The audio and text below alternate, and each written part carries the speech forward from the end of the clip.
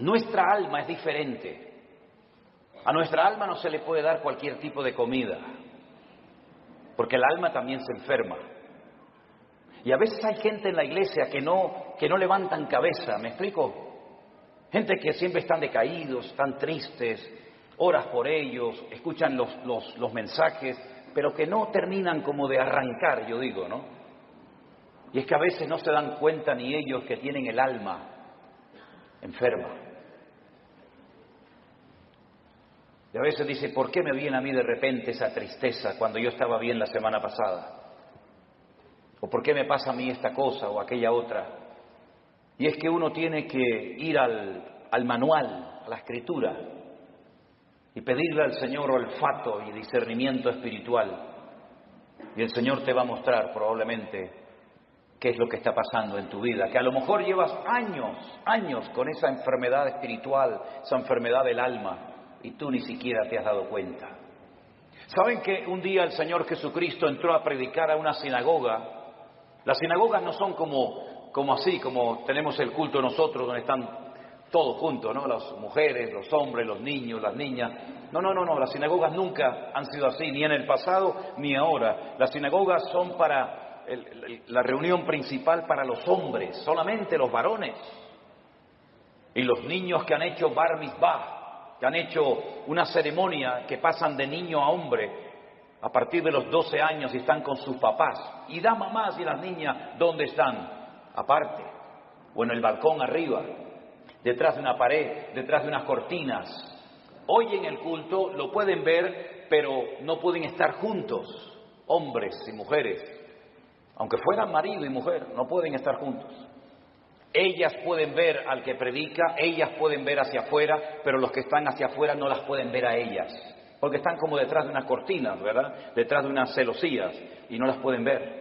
Pero dice la Biblia que un día el Señor Jesucristo llegó a una sinagoga, y dice que en medio del mensaje se para, lo interrumpe, porque dice que vio a una mujer encorvada desde hacía 18 años. Repito, de adentro hacia afuera se podía ver, pero del púlpito, de la plataforma, allá nadie podía ver a las mujeres. Pero ella vio, porque lo que el hombre no ve, Dios lo sabe y lo conoce perfectamente. Y da igual dónde te escondas, da igual dónde vivas, da igual dónde estés, el Señor sabe dónde estás y cómo estás. Hizo algo que rompió todas las estructuras religiosas de cualquier sinagoga del mundo. Le dice a la mujer, ven, y la pone delante de todos los hombres. Y seguramente habrán dicho, ¿qué está haciendo este hombre? Esto es un pecado, esto es una falta de respeto, esto es una falta de reverencia. ¿Qué está haciendo este hombre? Poner en medio de nosotros a una mujer. Y dice la Biblia que esta mujer no se podía enderezar. Estaba totalmente curvada su columna vertebral. Y dice que llevaba en esa condición lamentable 18 años de su vida. No se perdió un culto, no se perdió una reunión en 18 años, pero siempre estaba igual o peor. Y esa historia solamente está en el Evangelio de Lucas. Marcos no habló de ella, ni Mateo, ni Juan, pero Lucas sí. Y Lucas dice la Biblia que era médico. Y Lucas la observó, a Lucas le contaron los síntomas que tenía y él llegó a la conclusión de que de ninguna manera esta mujer nunca se iba a enderezar. Ahora, el problema aparentemente era un problema físico, pero sin embargo la Escritura dice que tenía espíritu de enfermedad y por eso no se podía enderezar. Fíjese la preposición, las preposiciones son muy importantes, hermano, muy importantes. Como cuando el Señor le dijo a Moisés, desde hasta será tu territorio, pero no te salgas de ahí porque no te voy a dar nada, pero desde aquí hasta allí todo será tuyo. Las preposiciones en la Biblia son tremendamente importantes. Y por eso dice la Biblia que de ninguna manera se podía enderezar, porque era una persona que estaba que tenía espíritu de, no dice un espíritu, sino espíritu de. ¿Y cuál es la diferencia entre tener un espíritu o tener espíritu de enfermedad? Bueno, tener un espíritu significa tener un demonio, ¿sí o no? Tener un espíritu significa tener una presencia demoníaca en tu cuerpo, y entonces cuando una persona tiene eso, las evidencias son muy distintas, amigo. No es lo mismo tratar con un esquizofrénico, no es lo mismo tratar con una persona, digamos, poseída, que con una persona, por ejemplo, que le dan ataques epilépticos, aunque a veces a endemoniados le pasan esas cosas, pero la sintomatología, la patología de la persona es completamente diferente. Y es una lástima cuando a un endemoniado se lo trata como a un loco, o a un loco se lo trata como un endemoniado, que es muchas veces lo que pasa en las congregaciones. No, él está endemoniado. No, no está endemoniado. Tiene un problema psicológico, problema mental. Por eso hay que orar mucho y pedir sabiduría y discernimiento al Señor para saber ayudar a cada persona según su verdadera necesidad y no lo que a mí me parece que tiene. Porque le puede hacer muchísimo daño a una persona, ¿verdad? Ella tenía espíritu de enfermedad, una tendencia a la enfermedad, una tendencia a ese tipo de problemas que se manifestaban evidentemente de una forma física. Es como personas que tienen tendencia al desánimo, tendencia a la depresión, una tendencia, ¿verdad?, a la crítica, una tendencia al desánimo. Cada uno de nosotros tenemos áreas de debilidad dentro de nosotros, ¿sí o no? Claro que sí, unos más y unos menos, unas más evidentes que otras, pero todos tenemos tendencia, ¿verdad? Hay gente que tiene tendencia a hablar más de la cuenta, ¿sí o no? Bueno, aquí no en Guatemala porque ustedes están en un nivel espiritual diferente al nuestro, ¿no? Pero hay gente que tiene una tendencia a... No, me dijo una hermana, dice, hermano, ¿usted cree que yo tengo don de lenguas? Y la miré así de arriba abajo y le digo, no sé si lo suyo es don de lengua, pero tiene una lengua que parece un don, hermana. ¿Sabe? Así que esta mujer tenía espíritu de enfermedad. Jesús, cuando oró por ella, no se manifestó como el endemoniado gadareno, revolcándose, pateando, con espumarajos, con actos de violencia, sino que ella no se movió, no le pasó nada, no hizo nada dramático, no hizo un show, no hizo un espectáculo, sino que el Señor dice que puso las manos sobre ella, cosa que nunca hizo con ningún endemoniado, y le dijo, mujer, eres libre de tu enfermedad. Y entonces dice que ella inmediatamente se endereza. Y claro, el principal de la sinagoga, ante semejante milagro, tenía que haber dicho, gloria a Dios, qué bendición que a esta hermana, que la hemos tenido 18 años en la congregación, por fin puede enderezar su vida y hacer una vida normal. ¿No hubiera sido lo más lógico esa reacción? Pues no fue esa la reacción. No le gustó nada, no le gustó nada lo que estaba sucediendo allí. Y entonces se levanta y dice, 6 días hay en que se debe trabajar. En estos vengan, pero no en día de reposo. Vamos a ver, para entender esta palabra, hay que saber que durante la semana la sinagoga está cerrada prácticamente. El culto principal, para que me entiendan, es en el 7º día, en el día de Shabbat, el único día de la semana que según la Biblia tiene un nombre. Los nombres de la semana en la Biblia no son lunes, que es el culto a la luna, el martes al Marte, el miércoles a Mercurio, el jueves a Júpiter, el viernes a Venus, el sábado a Saturno y el Sunday o domingo al Sol. En la Biblia los nombres de la semana no tienen nombres, tienen números, día primero, día segundo, día tercero, día cuarto, día quinto, día sexto, Shabbat. El único día que tiene nombre es el 7º, porque el domingo es el primer día de la semana. Luego, cuando la gente va a la sinagoga es en el día de reposo, y es lo que está diciendo, venid durante la semana, pero no en día de reposo. Entonces, si en día de reposo no me dejas venir y durante la semana está cerrada, ¿qué es lo que está diciendo este hombre? No me vengan a molestar ni a cambiar mis estructuras religiosas en la iglesia o en la sinagoga, porque no lo voy a permitir. Ante semejante explicación, el Señor Jesucristo se levanta y le dice en el culto, en la reunión, hipócrita. Oye, qué culto tan interesante fue ese, ¿eh? Una mujer que sale detrás de una cortina, que se endereza, el otro que no sé qué, el otro que... Fue un culto muy interesante ese día, ¿eh? Cómo me hubiera gustado estar a mí allí, ¿no? Cuando el Señor se le queda mirando a este y le dice hipócrita, yo le hubiera dicho, dale, Señor, dale más. Hipócrita. No se levantan ustedes en día de reposo, que según ustedes no se puede hacer esto, ni esto, ni esto, ni aquello, ni aquí, ni para allá, y desatan su buey del pesebre y lo llevan a beber, y luego lo traen otra vez. Y a esta hija de Abraham que Satanás la tenía atada, la tenía ahí oprimida, no se le debía de desatar en el día de reposo. No dijo liberar, dijo desatar, que es diferente. ¿Cómo es posible que hayas tenido en tu congregación 18 años a una mujer en esta condición y no has movido ni un dedo? Y vengo yo y hace un milagro el Señor a través de su vida y su ministerio, y te enfadas y te enojas por lo que ha sucedido. ¿Saben que hay personas que no quieren que Dios les sorprenda? Hay gente que no quiere cambiar, hay gente que está cómoda, hay gente que está muy cómoda, muy apoltronada con su rutina religiosa, pero el Señor ha venido para romper estructura. El Señor ha venido a su casa a hacer lo que quiere, porque al fin y al cabo la iglesia no es suya ni mía, la iglesia es la casa de Dios y Él es la cabeza, yo soy el cuerpo. ¿Te vas a dejar sorprender por el Señor o ya lo sabes todo? Esto no se puede hacer, esto sí se puede hacer, ahora de pie, ahora sentado. Pero ¿quién eres tú, el dueño de la iglesia? ¿Qué te has creído que eres tú en la iglesia? El que abres y cierras la bendición de Dios. El dueño de la iglesia no es el pastor, no es los ancianos, no son los diáconos, no es la mesa directiva. El dueño de la iglesia es Cristo, y si no es Cristo tienes un grave problema. Porque te has convertido en propietario de algo que no te corresponde. En vez de un administrador, en un siervo, que para lo que está es para servir y no para servirse de, como muchos hoy en día, que en vez de servir a la gente lo que hacen es que se sirven de la gente y todo gira en torno a ellos y se enfadan cuando no le dice la gente: sí, pastor, sí, mi hermano, sí, el ungido, como si los demás no fueran ungidos igual que el pastor. O usted no es ungido, usted no tiene el mismo espíritu que tengo yo en esta tarde, usted no lee la misma Biblia que yo, usted no va al mismo cielo que yo. Entonces, ¿por qué hacemos esas diferencias?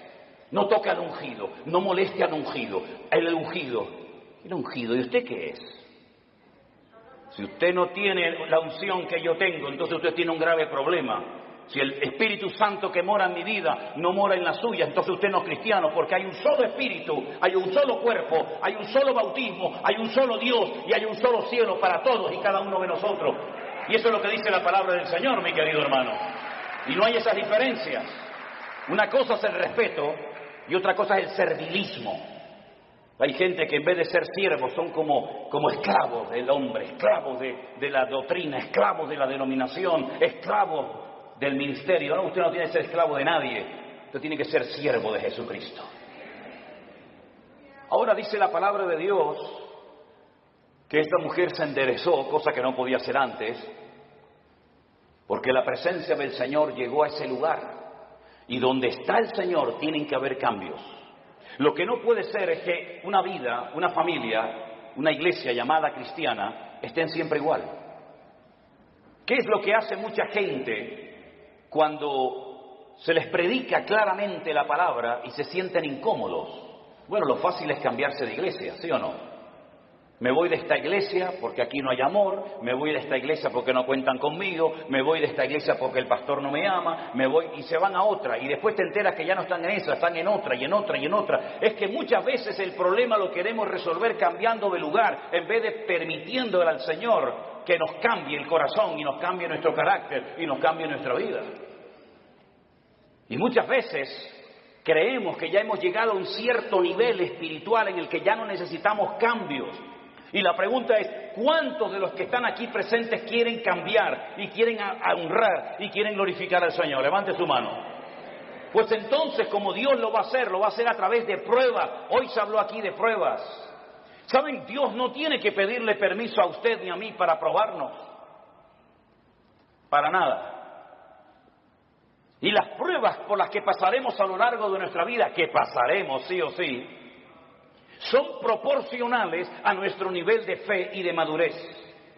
Lo cual quiere decir que Dios nunca jamás va a mandar una prueba a usted por equivocación, por error. Ay, esta prueba era para Juan y se la estoy mandando a Antonio. Esta prueba era para la hermana María y me equivoqué y se la mandé a la hermana Juana. No, para nada. Las pruebas están preparadas desde la eternidad para cada uno de nosotros. Y Él nunca nos va a mandar algo que no vamos a poder soportar y llevar. Y en el caso de que nos mandara algo que humanamente hablando decimos yo no aguanto, yo no puedo con esto, no te preocupes que el Señor te va a capacitar y te va a ayudar para que tú pases por la prueba con gozo y con la bendición de Dios. Yo siempre he dicho que si las pruebas que el Señor le mandó a Abraham se las hubiera pedido o se las hubiera mandado a David, no las hubiera podido soportar. Porque como dije esta mañana, David ganó muchas batallas fuera del hogar, pero dentro perdió muchas. Sin embargo, cuando el Señor le pide a Abraham que sacrifique a su hijo, él no le dijo al Señor, ¿y por qué? Yo tengo dos, si quieres te sacrifico al primero, a Ismael. No, quiero que sacrifiques a tu único hijo, al que amas. Y le dice a Isaac. Abraham en aquel momento vivía en el sur de Israel, en una ciudad llamada Beersheba. La palabra Beer en hebreo es pozo, Sheba es 7. Beersheba, la ciudad de los 7 pozos. Él vivía en el sur de Israel. Beersheba en la actualidad es la capital del Negev, del desierto del Negev, del sur de Israel. Y el Señor le habla y le dice, ve al monte Moriah a sacrificarme a tu hijo. El monte Moriah está en Jerusalén. Es el monte donde tiempo más tarde se construiría el templo de Salomón. Él viajó, dice la Biblia, 3 días desde el sur de Israel hasta el monte Moriah.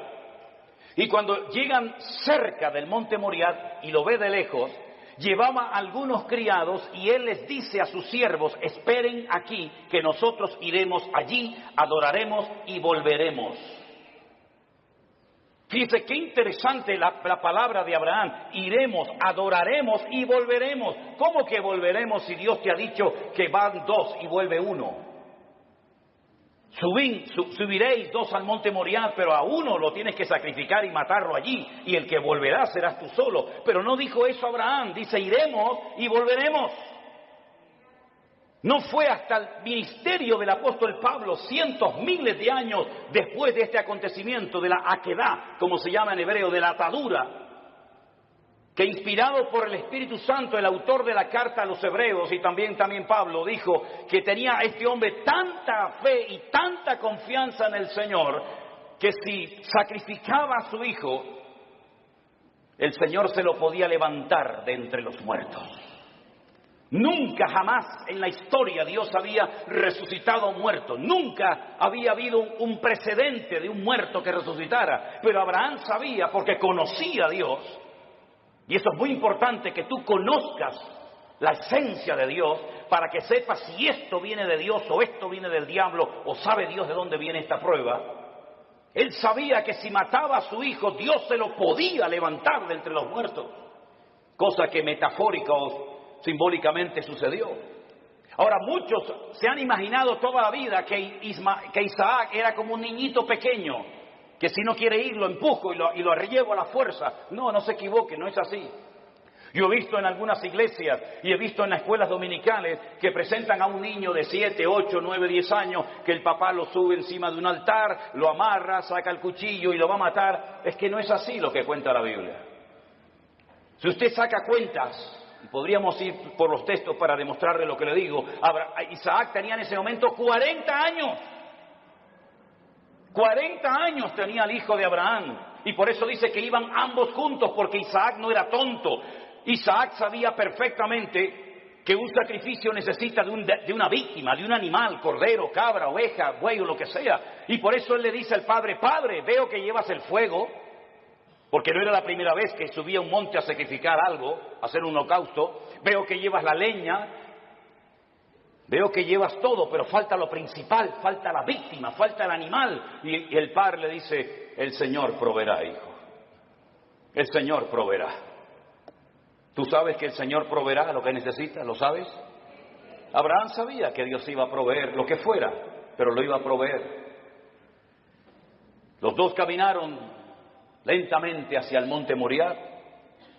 Isaac se somete a la voluntad del padre porque entiende que la víctima en ese caso, en ese día, va a ser él.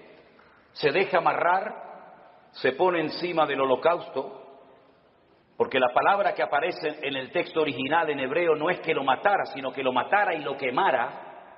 Lo matara y lo quemara. Imagínate la prueba tremenda. E Isaac se somete y está dispuesto a ser una víctima inocente porque el Dios de su padre le ha dicho que así se tienen que hacer las cosas.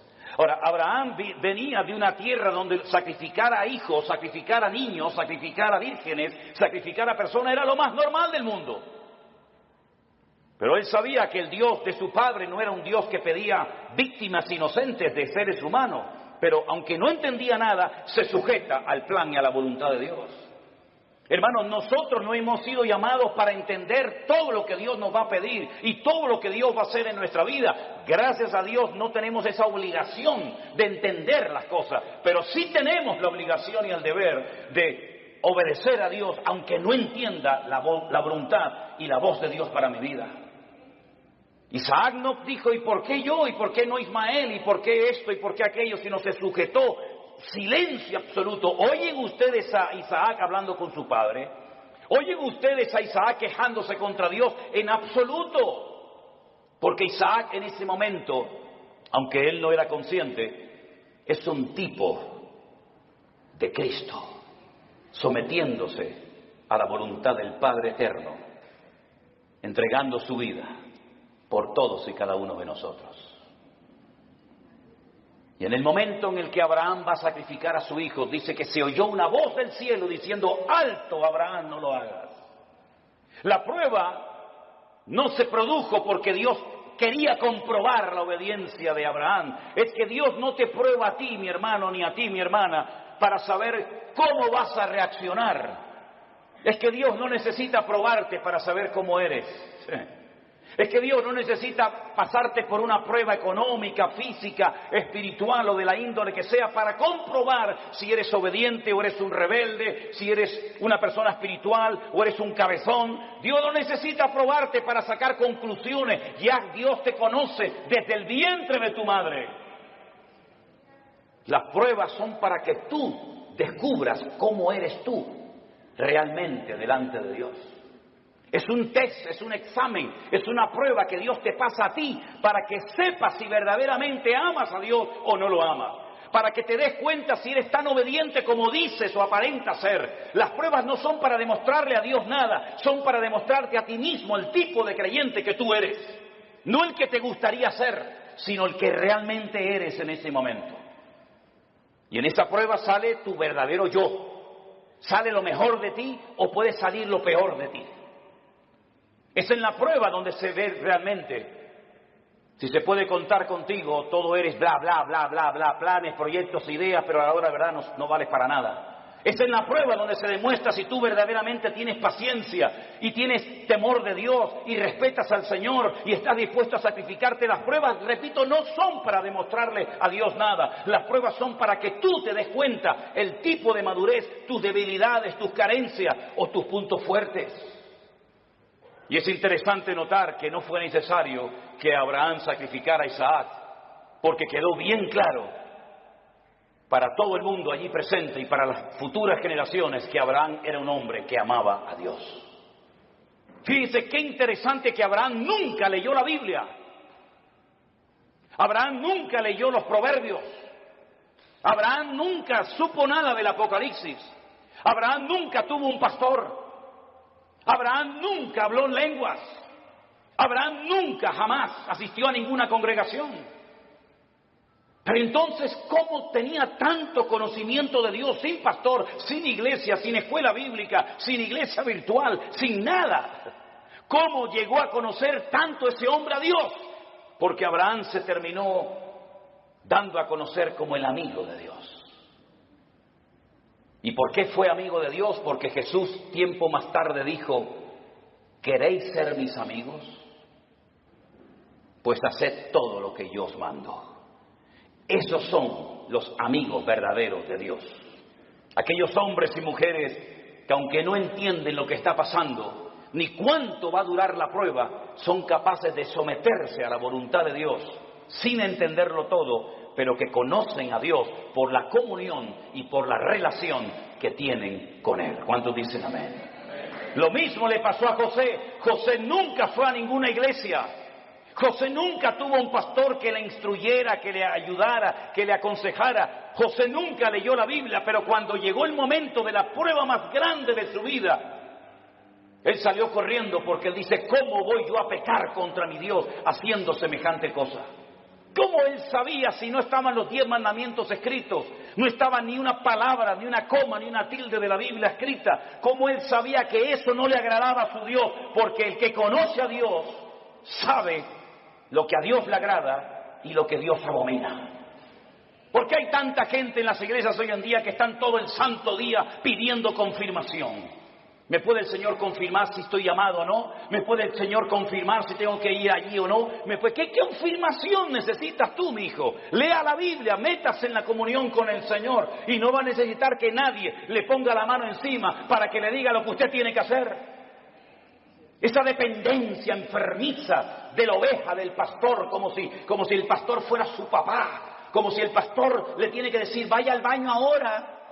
No, ahora no vaya al baño, vaya para allá. No, eso no es así, hay que ya crecer, hay que madurar, hay que aprender a ser autodidactas, porque llegará el momento que no existirá iglesia virtual, que no nos dejarán predicar en YouTube, que no nos dejarán predicar en Facebook. Llegará un momento que nos arrancarán las Biblias, llegará un momento que nos perseguirán, y en ese momento todo lo que han aprendido, si es que han aprendido algo, es lo que te va a mantener firme contra los ataques que vendrán en el futuro, mi querido hermano. No dependa de mí, por el amor de Dios, no dependa de la iglesia, dependa del Dios Todopoderoso, aleluya.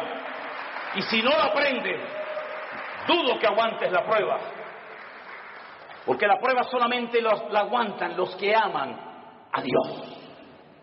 Yo he descubierto eso, hermanos. Las pruebas no las sacan con buena nota, con buena calificación los que han aprendido a cantar muy bien. Las pruebas no las aprueban aquellos que saben, digamos, predicar muy lindo. No, las pruebas las aprueban con muy buena nota los que en el fondo aman a Dios con toda su alma y con todo su corazón. Porque cuando una persona ama, hace cualquier locura. Cuando una persona ama, está dispuesta a poner a un hijo sobre un altar y degollarlo como si fuera una bestia.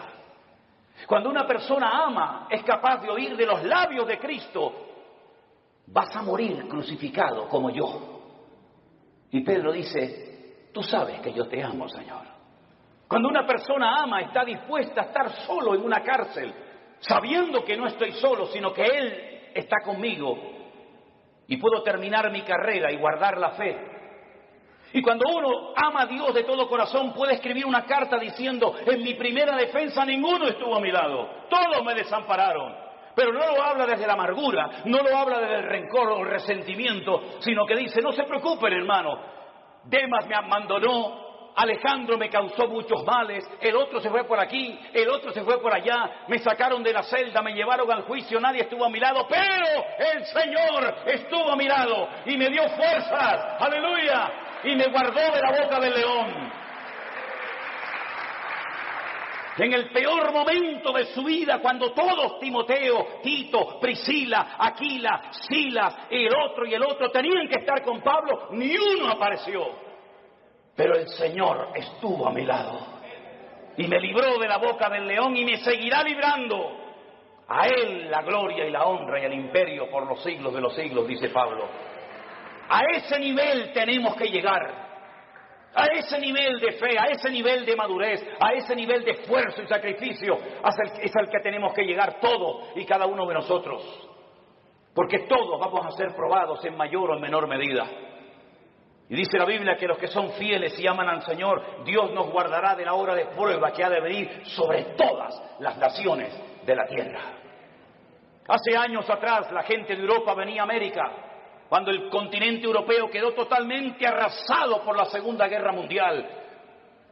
Alemania quedó destrozada completamente, Italia quedó destrozada, toda Europa plagada de muertos, edificios derrumbados, familias destruidas, 6 millones de judíos asesinados en los campos de exterminio nazi. No había esperanza, no había trabajo, no había comida, no había nada. La gente cogía un barco y se iban a Argentina, se iban a Cuba, se iban a Venezuela, como mis antepasados se fueron en barcos de vela a Cuba, a Argentina, a Venezuela, porque eran países que ofrecían una esperanza a millones de personas que lo habían perdido todo, padre, madre, salud, casa, de todo.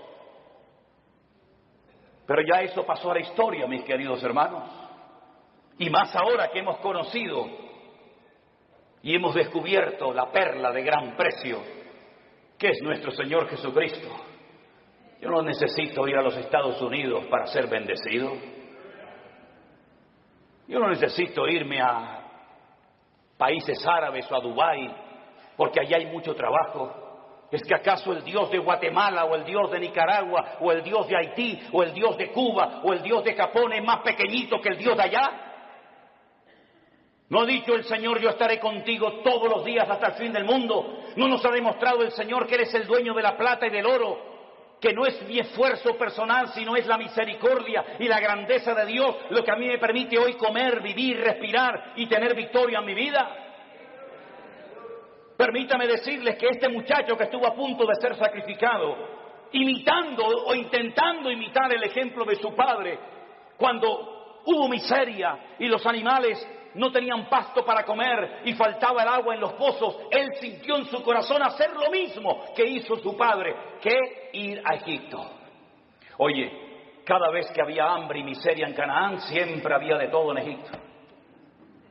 Nunca faltaba el agua, nunca faltaba el pasto, siempre en Egipto había de todo. Y el Señor le dice a Isaac, no vayas a Egipto. Pero Señor, mi padre fue a Egipto. Claro que tu padre fue a Egipto. Y Egipto se le metió en su casa. ¿O no te acuerdas de tu hermanito Ismael, de quién nació? Y no te acuerdas de doña Agar, no te acuerdas que se fue de Egipto, pero Egipto se le metió en la casa. Tú no tienes que ir a Egipto para nada, tú te quedas aquí. Pero Señor, yo vivo en Beersheba, yo vivo en un desierto, no hay agua, no hay nada. Y el Señor le dice, siembra. ¿Pero dónde? Siembra ahí en la arena, siembra en la arena. Y después, ¿cómo riego la semilla? Escarba, busca, y empezó a escarbar, ¡pum!, le salió agua. Y vinieron los enemigos y dijeron, hay que taparle el pozo. Y le taparon el pozo. ¿Y ahora qué hago? ¿Me voy a Egipto? No, vete más allá, siembra más allá y busca agua. Y encontraba agua en todos los lados. El agua estaba debajo, solamente había que buscarla. Y dice que ese año sembró y cosechó a 100 por 1 en el desierto sin agua. Y al final vinieron los enemigos, los que le echaban tierra y piedras a sus pozos, a hacer un pacto con él, a pedirle perdón y a decir, se nota que Dios está contigo. Eso es lo que el mundo necesita ver en nosotros los cristianos.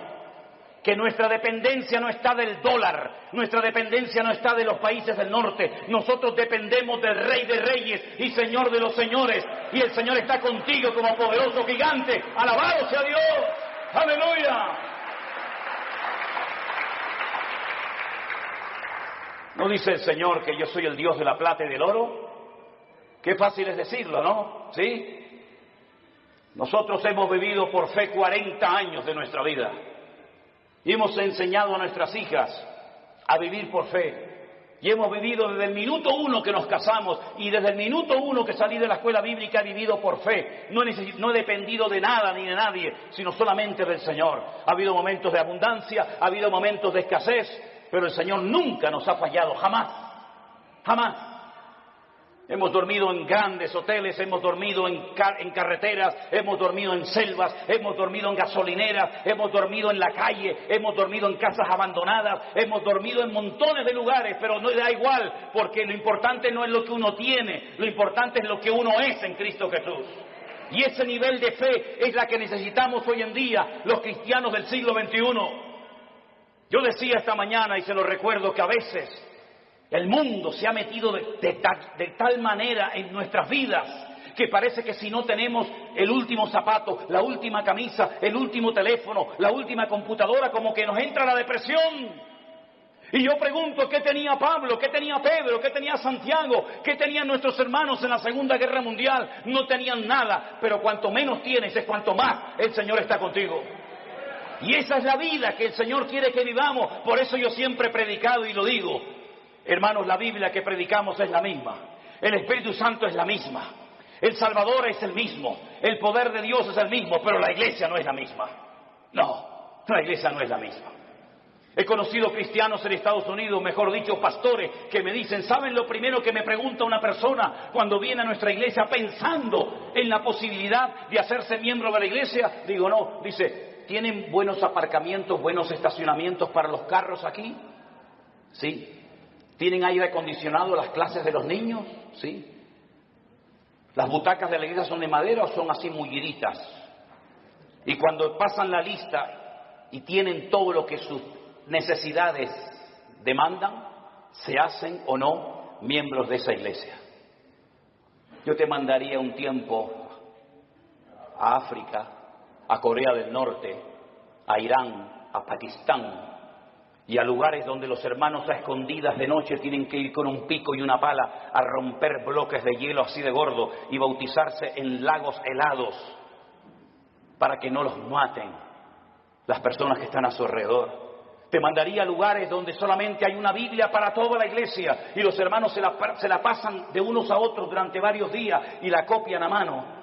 Y yo tengo Corintios, yo tengo Efesios, yo tengo Gálatas, yo tengo Romanos, yo tengo los Proverbios, porque hay una sola Biblia para toda la iglesia. Cuando estábamos en Kenia y nos enfermábamos y lo primero que pensamos era en ir al médico, los de allí nos decían, no hace falta. ¿Cómo que no? Dice, no, vamos a orar. Porque sabían que tal vez no tenían dinero para medicinas, pero tenían a su alcance el poder de Dios. Nos hemos hecho tan burgueses espiritualmente hablando, que si se retrasa la comida 10 minutos ya nos ponemos nerviosos. Nos ponemos tan nerviosos cuando faltan determinadas cosas. Y después algunos me dicen, no, yo quiero servir al Señor. Me vino uno una vez a la iglesia y me dice, yo quiero servir al Señor. Y estaba de pie y yo estaba poniendo la moqueta en la iglesia con un señor ya muy mayor. Y le digo, ¿y por qué no te agachas y me ayudas a poner la moqueta de la iglesia? Y me dice, es que yo soy cantante, yo soy músico. Digo, tú eres un idiota. ¿Cómo que cantante y músico? ¿Los cantantes y los músicos no trabajan? La Biblia dice que el que no quiere trabajar, que no coma, es decir, que se muera de hambre. Eso dice la Biblia, ¿eh? No quiere trabajar, no coma. Y el que no come ya sabe lo que le pasa. ¿No trabajaba el Señor? Dice, yo trabajo y hago la obra del que me envió. En otras palabras, mis queridos hermanos, la iglesia tiene que despertar y darnos cuenta de que si la iglesia sigue viviendo como ha vivido en estos últimos 30, 40, 50 años, por eso la iglesia entró en una decadencia, por eso el mundo se metió en la iglesia, por eso la gente ha salido herida, por eso la gente ha comido veneno y comida caducada en las congregaciones. ¿Por qué? Porque nos hemos agarrado a cosas y hemos convertido la iglesia en el campo, cuando la Biblia dice que el campo es el mundo, no la iglesia. Y por eso para algunos la iglesia virtual era una locura, porque necesitan el púlpito, necesitan la banca, necesitan tocar. Y el Señor nos ha enseñado que sin púlpito, sin banca, sin nada, el Señor ha alimentado y bendecido a su pueblo en todas las naciones de la tierra. Por eso yo les animo a todos y a cada uno de ustedes que no tengamos una amnesia, sino que recordemos todo lo que el Señor nos ha venido enseñando y mostrando día a día. Estos testimonios de gente cambiada, estos testimonios de gente sanada, testimonios de familias restauradas, todo esto lo ha hecho el Señor sin necesidad de que una persona sea la estrella y el protagonista. La obra la ha hecho el Señor nuestro Dios, al cual le damos a Él siempre toda la gloria y toda la honra. Aleluya. Así que, mi querido hermano, Dios sí que nos guardará de las pruebas, claro que sí, pero nuestro nivel de madurez tiene que ser elevado. Me sorprendió mucho cuando fuimos a la cárcel el otro día, los pastores, sí, pastores que están allí también cumpliendo condena, privados de libertad, pero saben que ese es el momento y el lugar donde tienen que estar atendiendo y ministrando a otras personas. Cada uno de nosotros tenemos un lugar en el cuerpo de Cristo. Yo sé cuál es el mío y cuál no es el mío. Pero yo quiero que usted cierre sus ojos en esta tarde y a partir de hoy se proponga seriamente decirle al Señor cuál es mi sitio y cuál no es mi sitio. ¿Qué tengo que hacer y qué no tengo que hacer? ¿Qué tengo y qué no tengo? Pedro le dijo a aquel paralítico, no tengo. No esperes de mí plata y oro porque no tengo, pero lo que tengo te lo voy a dar. La Biblia dice que antes de que una persona sea usada, primeramente tiene que ser probada. Nadie puede ser usado en el reino si no es probado. Dígale al Señor, enséñame a gozarme en las pruebas. Descubre mi corazón para que realmente me dé cuenta si verdaderamente yo te amo o no te amo tanto. Hemos visto que el Señor nos ha bendecido, nos ha prosperado, nos ha usado, pero todavía queda mucho camino por recorrer, hermano, muchas almas, muchos países que visitar, muchos lugares donde ir. Y si somos fieles y obedientes al llamado de Dios, Dios seguirá guiando nuestros pasos y fortaleciendo nuestras vidas. Señor, te damos gracias en esta tarde por este día de victoria, de bendición que hemos pasado juntos, Señor. Gracias por los hermanos que se han bautizado. Gracias por los testimonios que hemos oído. Gracias por el tiempo que hemos podido pasar juntos en armonía.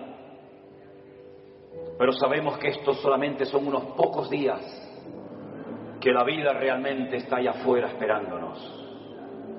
Yo te ruego, Señor, Dios del cielo y de la tierra, que traigas madurez a nuestros corazones y a nuestras vidas. Que estemos dispuestos a ser probados y a gozarnos en las pruebas. Bendito sea tu nombre, Señor. Busque a alguien en este momento y ore con él junto, por favor. Busque a alguien, sea esposo, sea su marido, sus hijos, un hermano que no conoce de nada, da igual. En estas reuniones, en estos encuentros que hacemos, se produce algo muy bonito. Y es ver hermanos de la misma ciudad que no se conocían, que aquí en estas reuniones se conocen. Hermanos que no se conocían de nada antes, ahora se hacen amigos y se dan abrazos. En estos lugares le hemos demostrado al mundo que somos capaces de juntarnos con hermanos pentecostales, con hermanos bautistas, con hermanos metodistas, con hermanos de cualquier denominación. Y somos capaces de juntarnos juntos y alabar a Dios y honrar a Dios sin levantar en alto una bandera, sin levantar en alto el nombre de un hombre o de una denominación. Dios está rompiendo barreras, hermanos queridos. Pastores de diferentes iglesias vienen a nuestros encuentros, vienen a nuestras reuniones y juntos alabamos al Señor. Y eso es algo milagroso que nunca se había dado, o por lo menos hace mucho tiempo. Aquí nos juntamos hermanos de diferentes nacionalidades, ricos, pobres, blancos, negros, hermanos que tienen una tendencia denominacional, hermanos que tienen otra creencia denominacional, hermanos que levantan las manos, hermanos que no levantan las manos, hermanos que hablan en lenguas, hermanos que no hablan en lengua. Eso es lo de menos. Lo que nos une no es eso, lo que nos une es el amor de Dios. Y lo que queremos es impactar al mundo con el amor de Dios en nuestros corazones. Aleluya. Recibe la gloria, mi Dios. Y así orando los unos por los otros, te damos gracias por tu fidelidad. Gracias por tu palabra, Dios mío. Aleluya. Gracias, Señor, por el milagro.